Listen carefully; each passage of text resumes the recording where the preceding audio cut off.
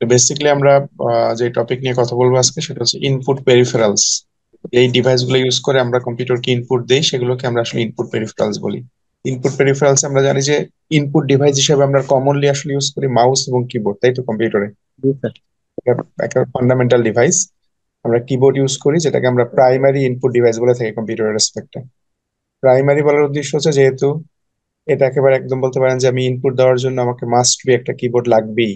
কম্পিউটারে যদি আমি ইনপুট দিতে চাই সেক্ষেত্রে আমাকে পাঁচ ইনপুট লাগবে, এবং কম্পিউটারের যেই প্রাথমিক যুগ থেকে এখন পর্যন্ত কিবোর্ডের যে ইম্পর্টেন্স এটা কিন্তু এখনো আছে। যে আমরা কিবোর্ড ছাড়া আসলে লার্জ নাম্বার অফ ইনপুট যখন কম্পিউটারকে দিই সেটা পসিবল না। মাউস দিয়ে দেওয়া যায় ইনপুট, হয়তো ভয়েসের মাধ্যমে ইনপুট দেওয়া যায়, বাট কিবোর্ডের মতো ইফেক্টিভ হয়ে আমরা ইনপুট দিতে পারি না। তার মানে আমরা যে কোনো লার্জ ভলিউম অফ ডেটা যখন কম্পিউটারকে ইনপুট দিতে যাই সেক্ষেত্রে আমাদের কিবোর্ড হচ্ছে এসেনশিয়াল। এখন কিবোর্ড কাজ করে কিভাবে নর্মালি যদি আমরা দেখি, জাস্ট এখানে একটা ডায়াগ্রাম দেওয়া আছে ছোট্ট একটা। যে আমরা কিবোর্ড যখন কাজ করার ক্ষেত্রে এখানে দেখেন আমাদের কিবোর্ডে তো অনেকগুলো কি থাকে নর্মালি। কিবোর্ডের অনেকগুলো কি এর ভিতরে তো একটা কি বলা আছে এখানে। এখন আমাদের এই যে এখানে কি গুলোর নিচে কি হচ্ছে, আমাদের এখানে দুইটা লাইন আছে দেখেন, একটা আপার কন্ডাক্টিং লেয়ার, একটা হচ্ছে লোয়ার কন্ডাক্টিং লেয়ার নামে দুইটা লেয়ার আছে, রেড কালি দিয়ে যে লেয়ার গুলো দেখা যাচ্ছে এখানে। এখন এই লেয়ার গুলোর কাজ হচ্ছে কি যে আমি যখন কোন একটা কিতে প্রেস করতেছি তখন কি হচ্ছে, এই যে আপার কন্ডাক্টিং লেয়ার এবং লোয়ার কন্ডাক্টিং লেয়ার দুইটা কানেক্ট হচ্ছে। তাহলে দুইটা যখন কানেক্ট হচ্ছে এখানে, কানেক্ট হলে কি হচ্ছে, এই সিগন্যাল এখান থেকে পাস হয়ে আমাদের প্রসেসর বা সিপিইউর কাছে যাচ্ছে, এবং সিপিইউ ওই সিগন্যালটাকে প্রসেস করে একটা ক্যারেক্টার আমাকে দেখাচ্ছে, যেই ক্যারেক্টারটা আমরা প্রেস করতেছি ওই ক্যারেক্টারটা শো করতেছে। তাহলে বেসিক্যালি আমরা কোন একটা কিতে যখন প্রেস করি তখন আসলে ওই কি এর যেই কোড সেটা আমাদের আসলে প্রসেসরের কাছে যায়। এখন কি এর কোড কিভাবে আমরা আসলে ডিটারমাইন করব? তাহলে আমাদের যখন এই যে কিতে যখন প্রেস করতেছি তখন কি হচ্ছে, আসলে ওই পার্টিকুলার সিগন্যালটা আমাদের যাচ্ছে, কিবোর্ডের সিগন্যালটা আমাদের কম্পিউটারের কাছে যাচ্ছে, এবং ওই সিগন্যালটা সে আসলে আমাকে ওই আউটপুটটা শো করতেছে এখানে। এখন যদি আমরা ওটাকে বেসিক একটা ডায়াগ্রাম দেখতে চাই যে কিভাবে আসলে কাজ হচ্ছে এখানে, তাহলে সেক্ষেত্রে দেখেন কয়েকটা স্টেপ আছে আসলে। কাজ করার ক্ষেত্রে আমরা কয়েকটা স্টেপ ইউজ করতেছি। ফার্স্ট স্টেপে আমরা বলতেছি এখানে যে কি প্রেস অন দ্য কিবোর্ড। তার মানে আমাদের কিতে তো অনেকগুলো কিবোর্ড অনেকগুলো কি আছে, আমি কোন একটা পার্টিকুলার কিতে প্রেস করলাম, সেটা যে কোনো কি হতে পারে। তাহলে আমি কোন একটা পার্টিকুলার কিতে প্রেস করলাম, এবং প্রেস করার ফলে কি হচ্ছে, ওই কি এর যে কোডটা সেটা আমাকে আসলে কম্পিউটার প্রসেসরের কাছে যাবে। এখন যাবে কিভাবে, যাওয়ার জন্য যে সিকোয়েন্স গুলো ফলো করি দেখেন এখানে একটা ডিভাইসের কথা বলা আছে, এটা হচ্ছে কিবোর্ড কন্ট্রোলার। তাহলে আমি পার্টিকুলার একটা কিতে প্রেস করলাম, এই কি এর যে কোড সেটা কোথায় যাবে, সেটা হচ্ছে কিবোর্ড কন্ট্রোলারের কাছে যাবে। এখন কিবোর্ড কন্ট্রোলার ব্যাপারটা কি, তাহলে কিবোর্ড কন্ট্রোলার হচ্ছে সিম্পলি একটা বলতে পারেন একটা ইন্টারফেস, যে কি করতেছে আমাকে যে কিটাকে আমি প্রেস করছি ওই কি এর জন্য একটা কোড জেনারেট করে দিচ্ছে। তার মানে আমরা বলতে পারি যে আমাদের কিবোর্ডে যতগুলো কি আছে প্রত্যেকটার জন্য একটা করে কোড ফিক্স করা আছে। আমরা হয়তো সবাই অ্যাসকি কোডের নাম শুনছি, তাই না? অ্যাসকি কোডের নাম শুনছেন না সবাই? জি স্যার। তাহলে American standard code for information interchange, এখানে আমরা জানি যে আমাদের প্রত্যেকটা ক্যারেক্টারের জন্য একটা করে স্পেসিফিক কোডিং নাম্বার আছে।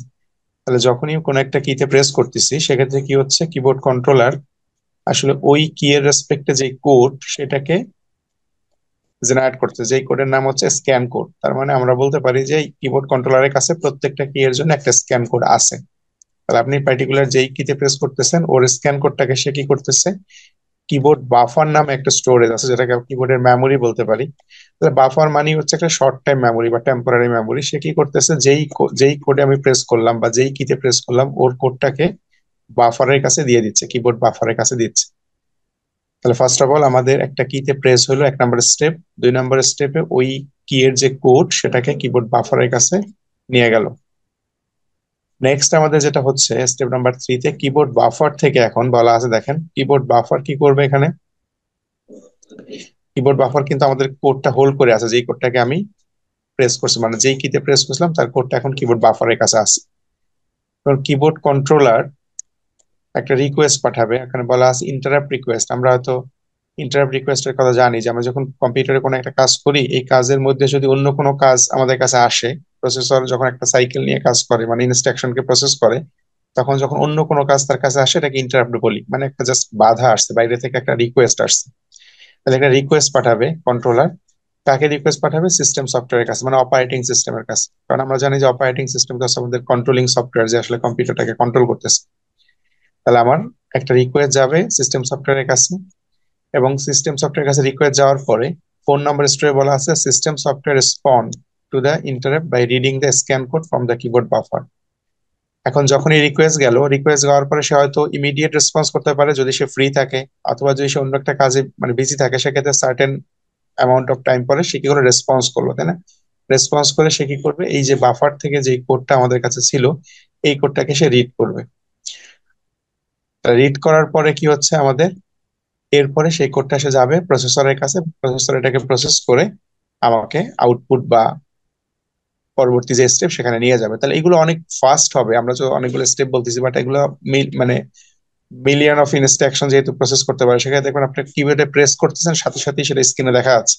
বাট ইন্টারনালি আমাদের এই স্টেপ গুলো ফলো করে সে আসতেছে, কন্ট্রোলারের থ্রুতে বাফারে আসতেছে, বাফার থেকে সিস্টেম সফটওয়্যারে যাচ্ছে, সিস্টেম সফটওয়্যার থেকে প্রসেসরে আসতেছে, এন্ড দেন আমরা এটাকে দেখতে পাচ্ছি।